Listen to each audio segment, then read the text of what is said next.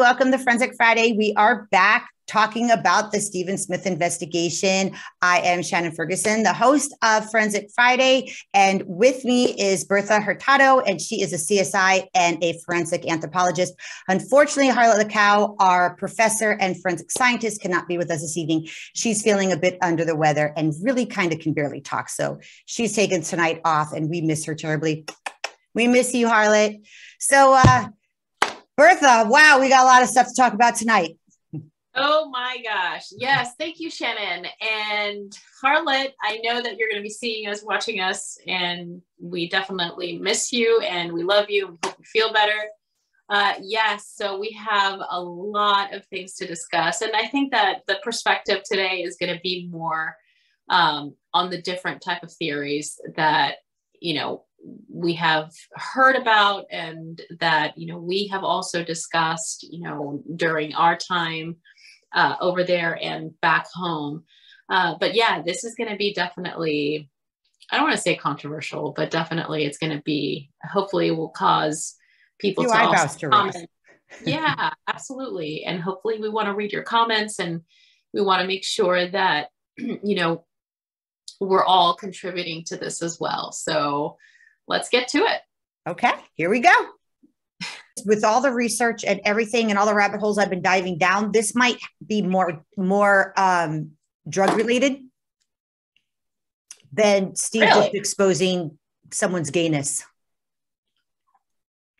Because it's the only thing, if I run it backwards and ask why in each and every person, what do they have to benefit from saying they were there, people saying they were there, people that we didn't realize that might have been there that are there, and different things I'm reading. And if you put it all together, like, in other words, why would Erin Presnell risk her career and put out a cause of death that clearly was controversial? And I'm saying that like gently, controversial. And if you start to go back to all the reasons why people would lie or not do anything, they're either protecting family or there's money involved.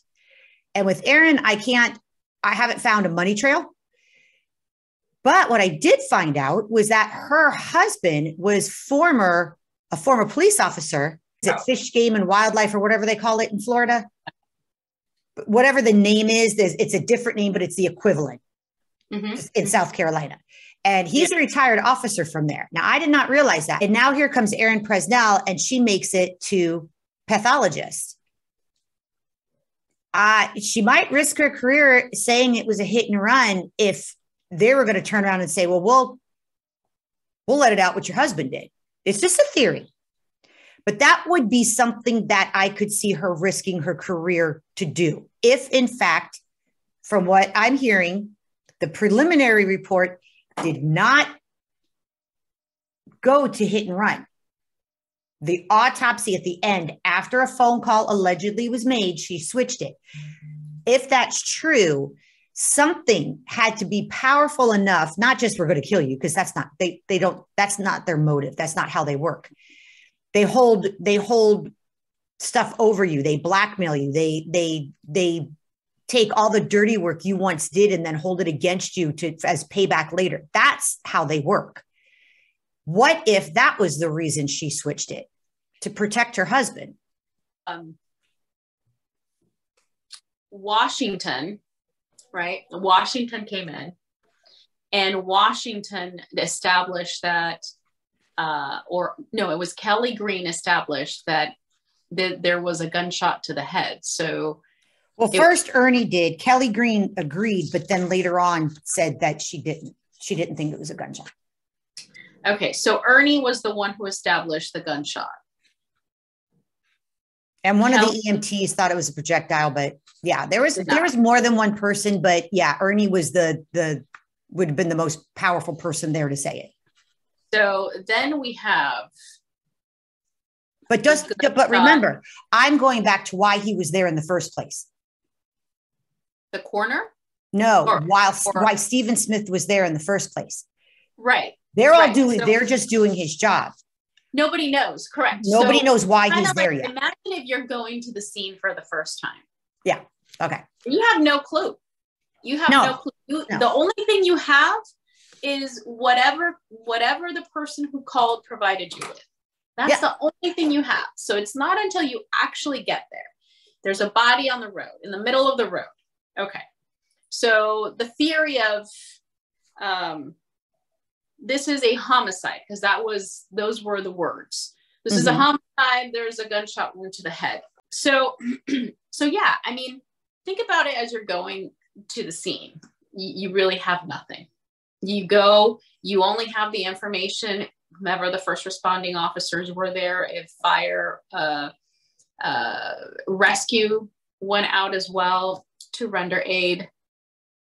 It was almost right from the bat. Everybody thought this was not a hit and run. And again, we go based on lack of evidence and the other, yeah. Correct. So you're looking, this came out as a THI? This came out as a traffic homicide incident? How? What are you looking at, right? So you're looking for debris. You're looking for some sort of skid marks. You're looking for tire impressions. You're looking for just evidence to corroborate that there was a vehicular homicide or a vehicular accident or collision that occurred in the area. And that's why the MATE report came out stating that this is not a THI. This is something different. And then you also look at, is this the initial, if this is a crime that was committed, is this the primary crime scene? Yeah. If not, is secondary? Right. Is this a secondary crime scene? So all of those elements need to be, discussed and then eventually corroborated. Yes, this is based off of not just your opinion, but, also through the facts, through the science, through the measurements, through every single piece of information that is provided to you, while doing your investigation. And I think that was a key element of, failure. And what is really impactful, and if we go back to the medical exam or the pathologist, is that, I think we also discussed it in our previous episode where when you look at an incident, you have to look at it in its totality, not just of how you find the body.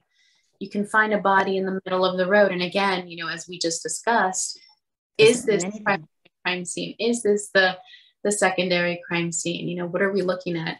I also think the crime scene itself was, and maybe they were doing their best at the time. Maybe, they didn't realize what they really had in front of them, but it really, really bothers me that there's a lot of that crime scene that was not photographed to really show the full picture, meaning, the blood drippings on the road around him, those are very questionable, especially given his position. And there's no close-ups of them to show direction or spatter in any way. And I think they missed a huge opportunity when there's blood spots in the road that don't coincide with his position. It just makes you think, was there someone else there? Did that drip off of something? It's just very, when you go to collecting the evidence, there's a lot more than just debris from a car. There's photographic evidence. There's a lot that could be said about some of the stuff that you could see. Right. So the scene should tell you the story, and when you're going to a scene and you're documenting your scene, you want to tell the story through photography. And there was any of that. So the other important piece of information that was never truly analyzed or documented was the vehicle. No fingerprints, no DNA. I mean, I don't even know if they have the real reason why the car wouldn't start. But But even with the photographs, Shannon, nothing. even with the photographs, that was one of our main concerns.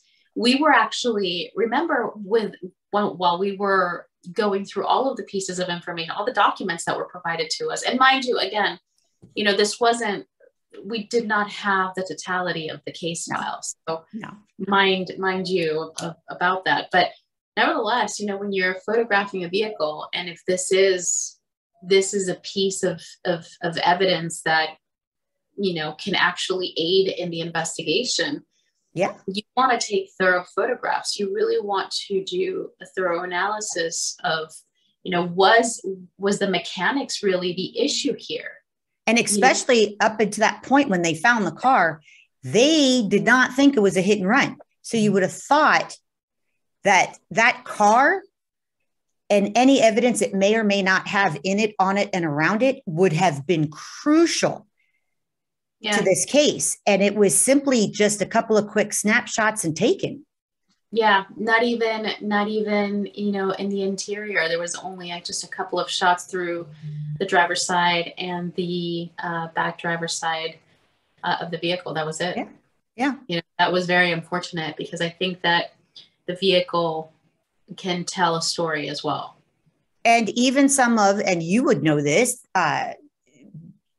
where they took it, was it stored? Was it processed at a secondary location? Was it kept in a climate where they could then go through it more intensely, check for blood evidence inside? I think the pictures I saw, it was sitting in a field.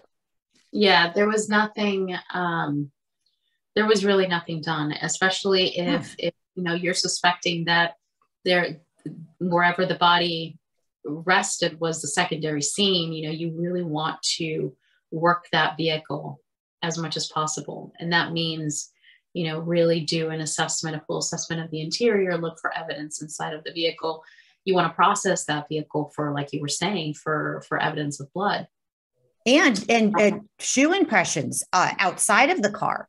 It could, they couldn't even tell you who's were there except for one officer. They never secured it. They never secured the scene. They did find, however, in one of the notes, we did discuss about the shoe impression that was found next to the vehicle. And it ended up being one of the officers.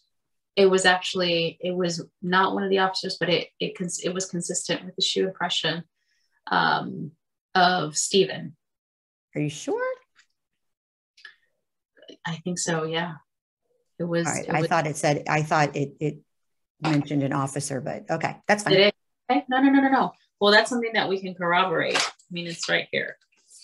But at any rate, it's again, you have all of these pieces of information that can be utilized to assess your case, and it's fresh.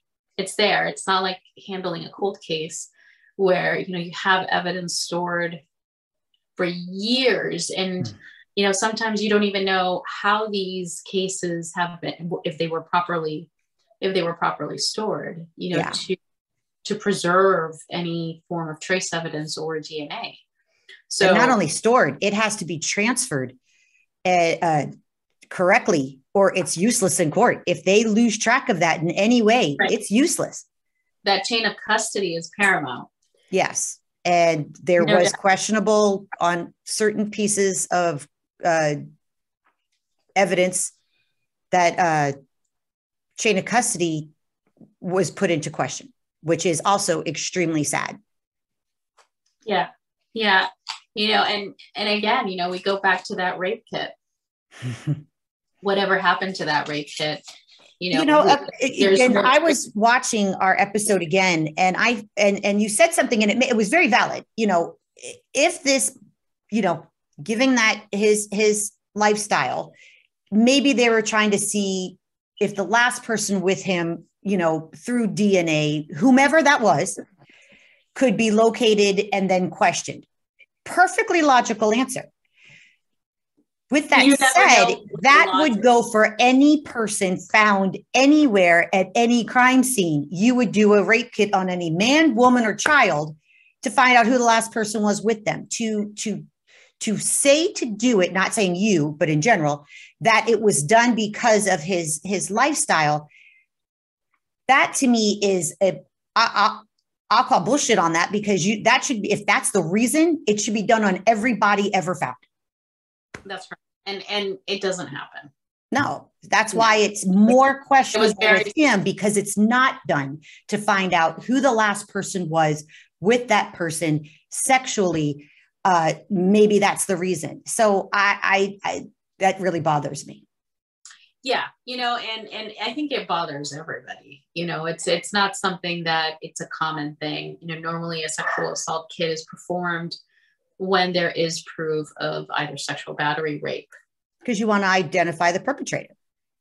Correct. Or even if you know who the person is, if you haven't identified it, then you still has to prove that his DNA, that it happened. So yeah, in incidents like these, like a traffic homicide incident, you just don't, it's not something that is commonly done. Absolutely not.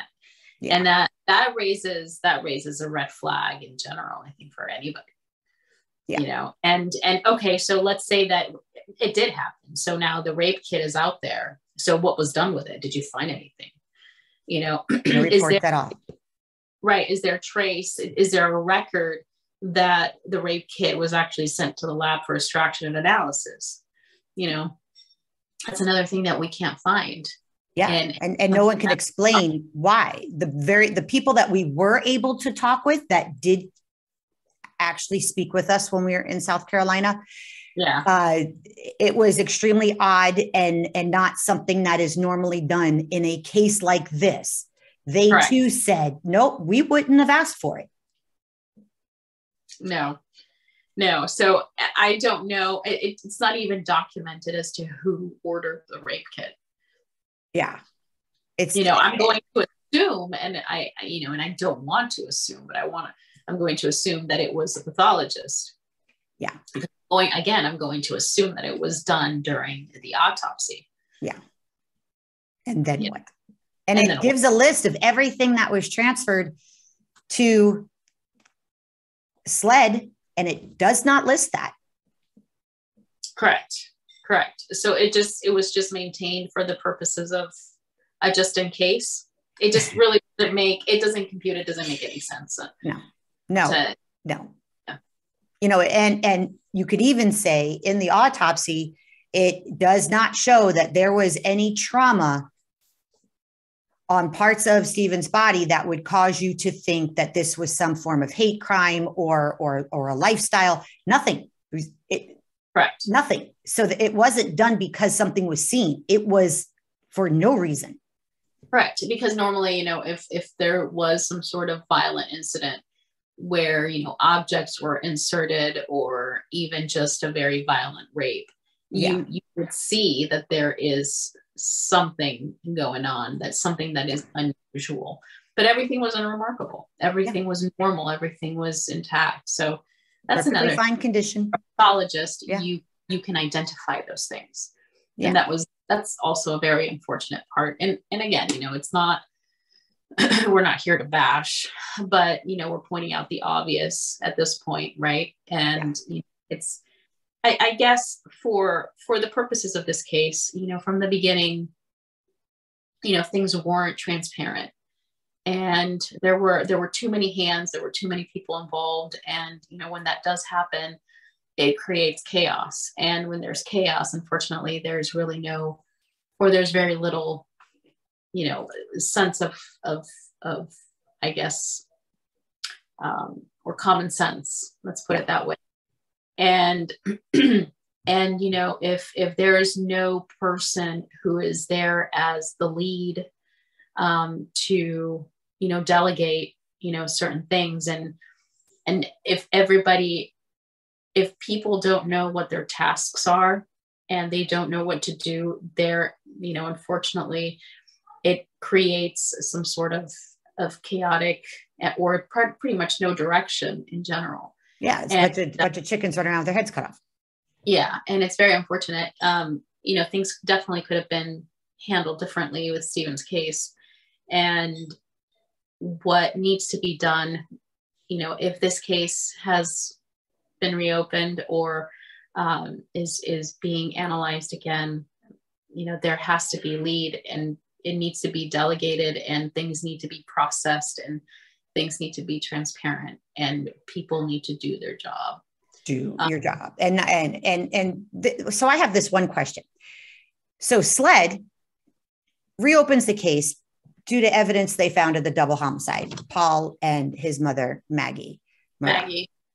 And so SLED reopens it, but SLED didn't have the case. Don't forget, when it went back to a hit and run, I believe it went back to Mate to handle.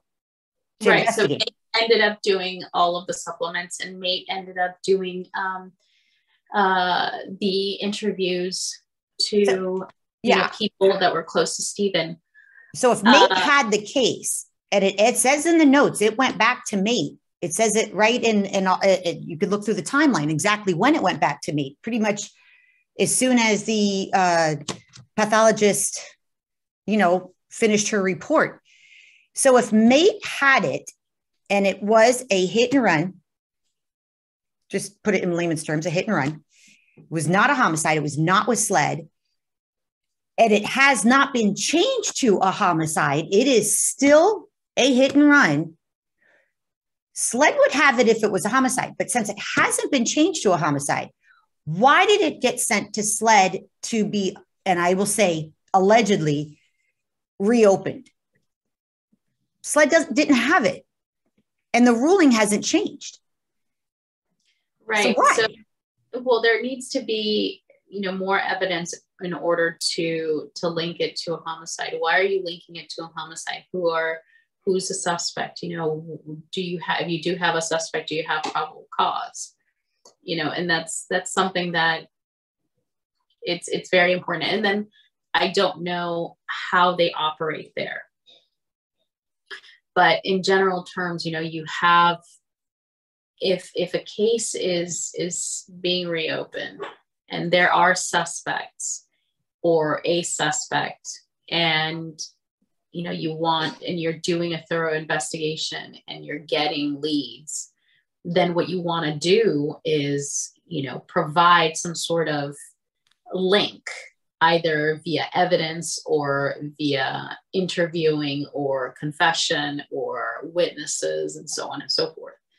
So that's kind of like the process of, doing through a detective. The detective is going to go and, go through all of those processes. Interview. They'll do a re-interviewing of witnesses, or family suspects, or it's a legal maneuver, because the second you open a case, you also shut it down. And if there was wrongdoing and they wanted to make really sure no one knew about it, you reopen it, because then no one can talk. Just my opinion. I'm not saying it happened in this one, but all those processes, though those are valid and across the board what you're supposed to do. But if this is a great big legal maneuver, it's a brilliant one. I'm just very curious where that link is, because I've thought about it, and I've thought about how, is there anything within the property that, is there any recordings, any videos, what is there that can link that case or anything that was found during the investigation of Maggie and Paul's murder? And if it's so compelling that they make this announcement that they're reopening Stephen Smith's murder, it was so compelling that you've done nothing. You've arrested nobody.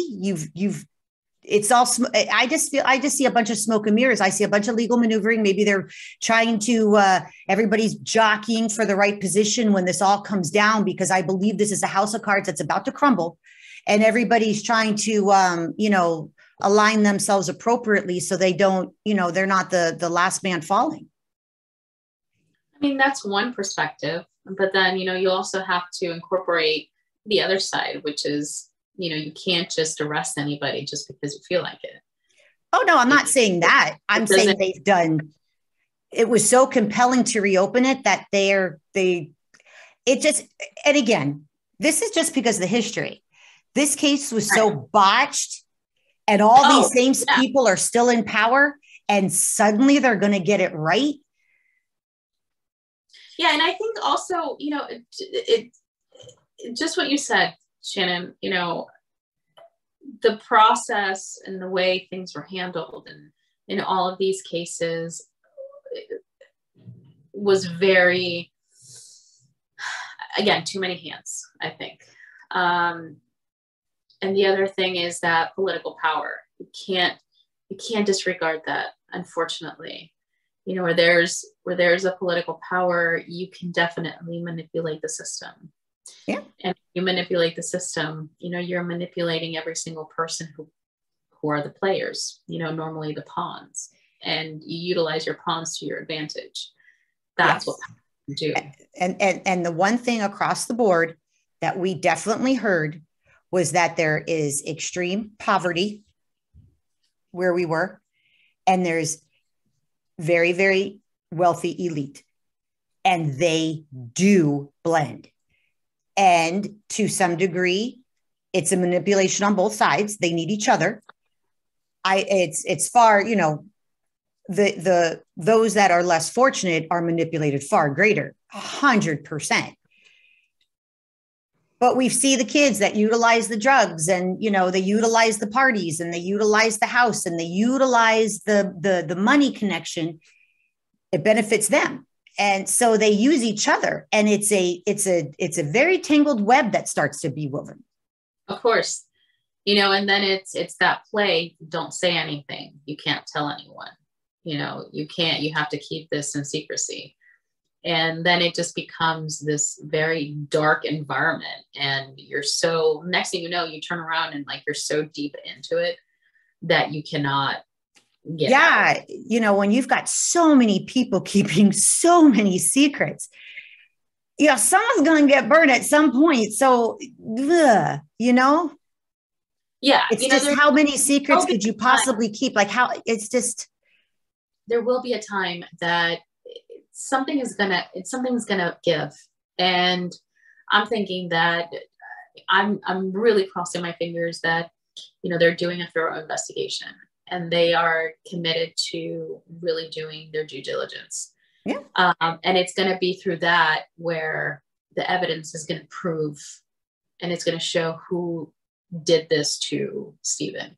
Yeah. You know, and then it's going to be like a domino effect. Once one comes down, then just everything is going to start opening up. I'm telling you, it's coming. And I think this is far more than just the fact that Stephen had a gay lifestyle and may or may not been having a relationship with an, you know, a affluent family or family member or members. I believe that there's going to be a drug connection, just a gut. I can't prove that just yet. I'll openly say that, but there's just so much crossover in what was going on there at the time that I believe this is bigger than what it really is. And that's why it's been shut down so tightly since 2015. Yeah. And not to mention, remember that the brothers still out there, and who's to say that the brother has no involvement, you know, and has not, even if he just happened to, he could have been there. I'm not saying he did it. He could have been there. He could have known. Of course, this is a family affair. So there's going to be ties, there's going to be connections, and they know their darkest secrets. And, you know, there's so much money already involved that it wouldn't surprise me that every single person in the family is one way or the other involved in the secrecies and in the darkness of what they're doing. You know, there's a lot of corruption. There's a lot of, like you said, quite possibly there's, you know, drug related issues as well, you know, and if it's already come out about the fraud and so on, you know, who's to say that other things can't be possible, like murder? Yeah. Oh, well, if you're capable of murdering your own son and wife, you're kind of capable of a lot. Yeah, there's no remorse. There's no, um, everything is done for a purpose, and it's a monetary purpose as opposed to, the greater good. Think about this. Just think about this for a minute. Everything that they do is for money, greed, or someone getting in the way of that money and that greed. So let's just say, now we know from what we've been told that Paul was very close with his mother. She kind of protected him because it was the heir and the spare. We heard of different things that may or may not have happened in that family that are just highly, horribly inappropriate. I'll leave it at that. Right. So he's messed up. He's already messed up. He's lived this entitled life, is just gone in the head at times, has a second identity when he drinks, is just the wild card, basically. And is that from the upbringing? Is that, who knows? But statistically, it has something to do with it if it's true. Then he gets into this boating accident where he kills Mallory Beach.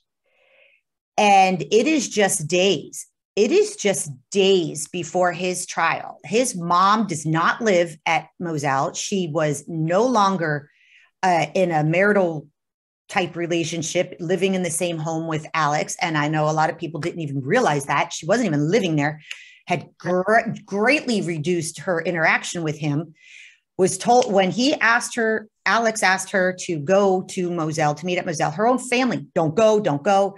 Everybody advised against it because he's such a manipulator. He's such a liar. Then she ends up going to Moselle, and her and Paul both get gunned down, horribly gunned down, multiple weapons in the back of the head. Just, you are dead. This is just days before the trial. Coincidence? Well, I think that Paul, if he was going to try to stay out of jail, because there's a really good chance he was going to have to do some jail time, if his golden ticket to stay out of jail, I don't think it was, well, my dad had, or my brother had Stephen Smith killed because of their gay relationship. Well, I don't think the gay relationship's enough.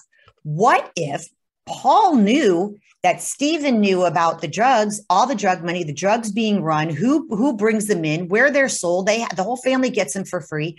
What if they were so concerned that Stephen coming out and admitting to this relationship was going to expose the drugs? And those are the people, remember, the drug lords were still running the show in 2015, said, wipe it clean. And Paul being so close to his mother, they knew she had to know. She couldn't have been left. They could take out Paul, but Maggie knew they had to take them both out because that was going to take down all of the money, not just a horrible wrinkle on Alex's part, exposing gay with Buster maybe. They would have outlived that. But you're going to take down the ring of drugs that they were doing? For God's sakes, they're living at Moselle. A former kingpin sold it to him directly. But you're saying that Stephen knew too much? I think he was upset. I think he was upset that they would not admit to the relationship. But I think he knew too much, and exposing any of it put their business at risk, put the other people's business at risk that were far bigger than the Murdochs at the time. Stephanie's fiance at the time of Stephen's death, shortly after Stephen's death, his sister, Stephanie's going to be sister-in-law, is found murdered. Right. And okay, so I see what you're getting at. There's more of a drug connection than a gay connection. That's all I'm saying. Yeah. So, okay. So a couple of things. At first I was on the point of who is Stephen, for them to kill him. He was just, a young man. Yeah, exactly. He's a good kid. He was going to school. He wanted to probably, change his lifestyle, change his path, meaning he wanted to help others. Yeah. He wanted to get better. He wanted to progress in life. He wanted to have other things, do more things. You know, he probably lived a very limited type of lifestyle. And, you know, again, I don't know how he lived. I don't know what his, you know, financial situation was, but, you know, I'm assuming that he wanted to better himself, you know, for the future, have some sort of, you know, family lifestyle. It doesn't matter if you're homosexual, you still can get married and you can adopt children. Yeah, you can still have a wonderful life. So he was just a normal kid. Maybe being upset if there was possibly not an acknowledgement of the relationship, because from what we gathered, he was a sensitive kid. You know, he went to those, you know, those dating websites and those, you know, the gay dating sites to find friends, someone to talk to. I think he wanted companionship. And I think maybe he thought he was getting that. And I think he was very sensitive to it. I think that is logical, that he was hurting and sad that, you know, he might have fallen in love, and that person who may or may not have been spending a whole bunch of time with them was then trying to say, oh, I don't know you. I think he maybe got hurt. Yes, I believe that part is true. Do I believe that he was going to somehow he was going to be vindictive? I haven't seen anything in his character that says that, but that doesn't mean that's not what they could have thought. Of course. We don't so know. I just want to make sure, I'm not saying he threatened it. I'm just saying, I think they may have felt threatened. Just, they didn't want any part of that. We have had conversations with very, very, very courageous people that were extremely close to Stephen. Very much so. That Correct. tell a completely different story. And that is the part that keeps, every time I look at the evidence, and every time I'm looking at a statement, every time I'm listening to somebody talk, and every time I'm reading a piece of the report, I keep going back to that completely opposite narrative that is so disturbing and so alarming. You know, and I'm trying to get through what was discussed about, you know, the drug theory, you know, how that can also lure people in, you know, especially when we discuss the differences in, you know, the financial situation of people.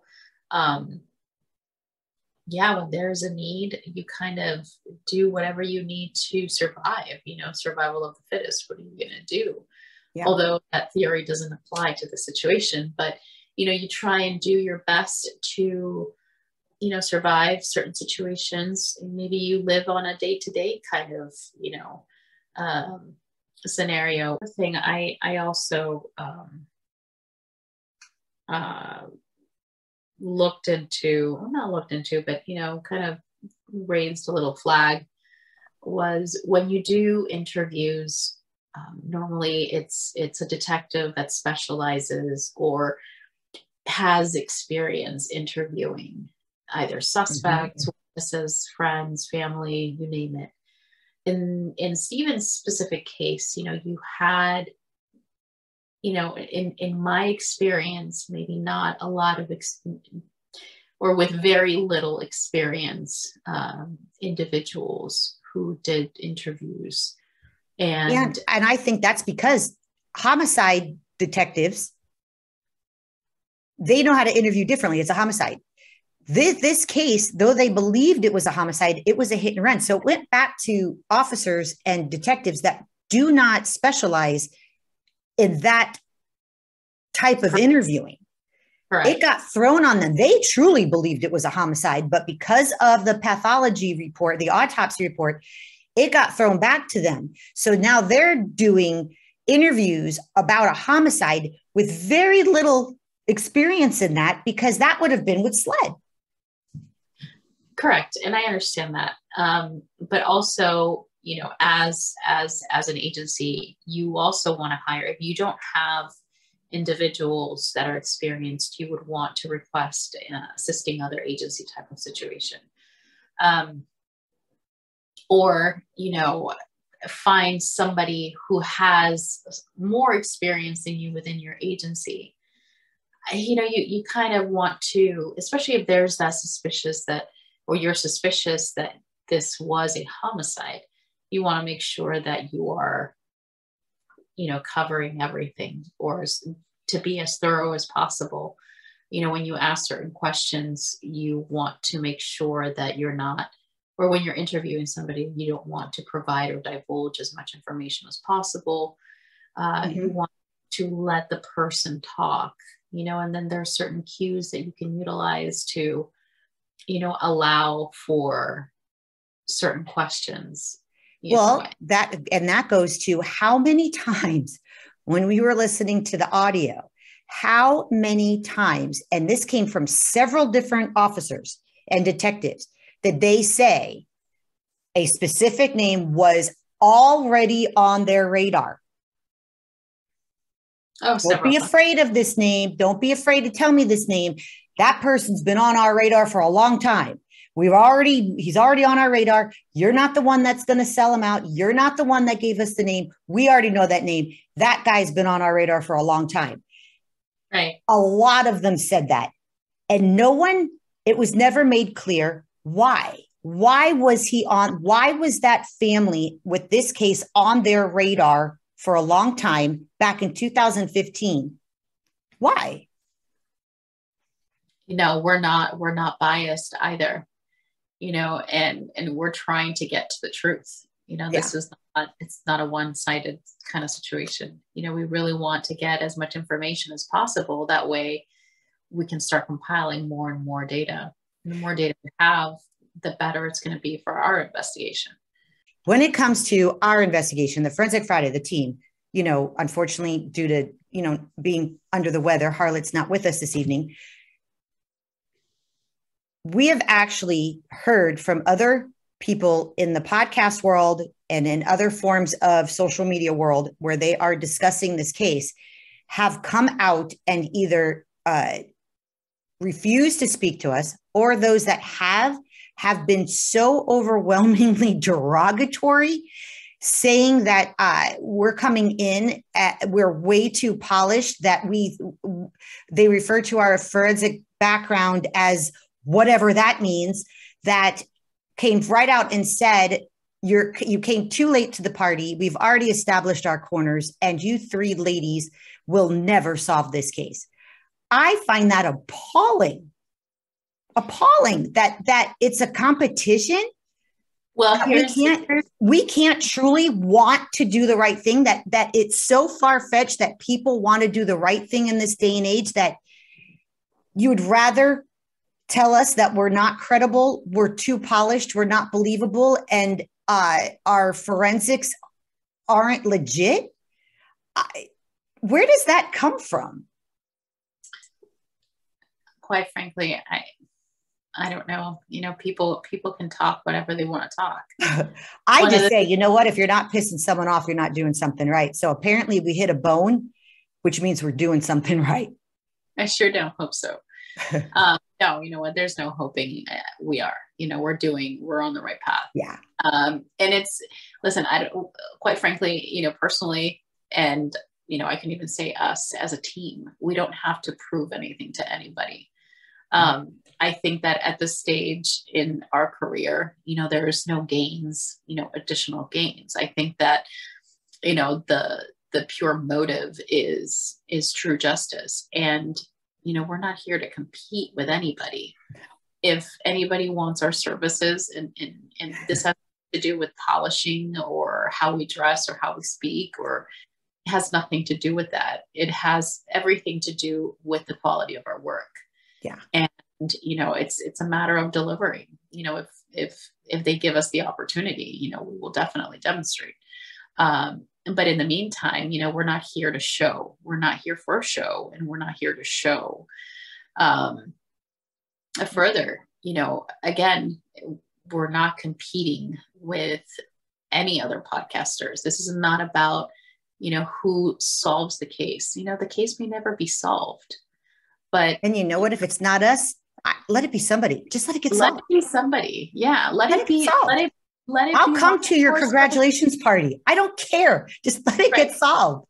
Let's trust in our law enforcement. Let's trust that they're doing the right thing. Let's trust that, every piece of information that they're obtaining, that they're doing the right thing during their investigation. Let us hope that, every piece of evidence that they're obtaining is going to be processed the right way. And then they have the tools, and then they have the equipment, they have the personnel, and they have everything that they need to process that evidence, because a lot of information is going to be obtained from that.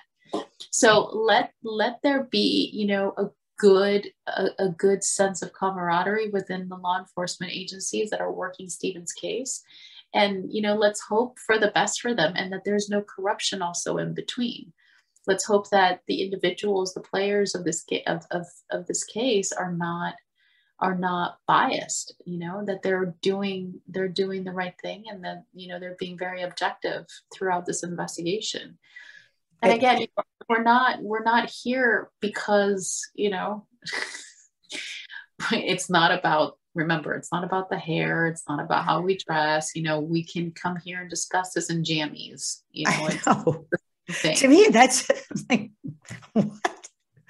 I had to giggle. There's certain things that I'm a kind of a sensitive person. I would have been like, what? No, I was like, what? Like, it was almost a joke. Like, are you kidding me? Oh man. I'm telling you, honestly, I just think whatever it is, I just think this is going to be more than what we thought it was. Oh, certainly. And, and the involvement and the corruption is huge, and that can really truncate the investigation. And it's one of those things, again, when there's a lot of money involved, when there's a lot of corruption within the agencies, you are forced to look the other direction. And it's not because, you want to, it's because that's kind of like what they tell you. Yeah. It's either your job, you lose your job, you go somewhere else, you just have to look promoted. Yeah, it's very difficult. It's really sad as well, because you put human beings in such a difficult position. You have people that want to do the right thing, and they want to really put criminals in jail and solve, certain mysteries, certain cases, but they don't have your back. No. And imagine, like you were saying, living in a community like that, where you can't do anything. And especially, part of the original or the initial conversation tonight was, we started off by discussing the demographics, and we started talking about, you have two extremes. You have the rich and you have the poor. Yeah. What can you do? There are individuals there that are true to their word, and, they are not going to abide by, what these people say or what they demand. And they're, and they really and truly feel that something right needs to be done, not just for Stephen, but for every other case that, and for the fraud and for everything involved, with this family. But, but that's the minority. The majority lives in fear, and the majority is, living under oppression. This is what we have. You want to collect this money, just saying, and you have to live. It's so unfortunate when you are placed in that situation. You just, probably a lot of them want to run away, but where to? Yeah. Where do you start over again? Some of them are already established and older, and anyways, it's so sad. It really is. And it seems like, because of all of this, because of the turmoil, because of how things were handled in the initial investigation, it's going to be one of those cases where, it may be closed again, and then another detective hopefully will reopen it and, do a thorough assessment on the case and reevaluate everything, and hopefully that individual is going to do the right thing, and not let him or herself dominate by just power, or whoever they do name. I hope it's not taking advantage of someone in their, whether it be their, they can't battle a financial burden of a trial, that they confess to something and their family gets a whole bunch of money and they're not really the ones who had anything to do with it, but then end up going down because they've been bought. Because when you're dealing with such extreme poverty, you can be. I hope that doesn't happen. Oh my gosh, I hope that doesn't happen either, because that's just putting life to waste. Yeah, really- I'm telling you, even if this does get solved, and I want it to, I can still check into it because I just don't trust anything over there. Just make sure the right person goes down for this, the right person or persons. I know, yeah. Yeah, and I think that's the objective. That's the ultimate goal. Yeah, definitely the ultimate goal.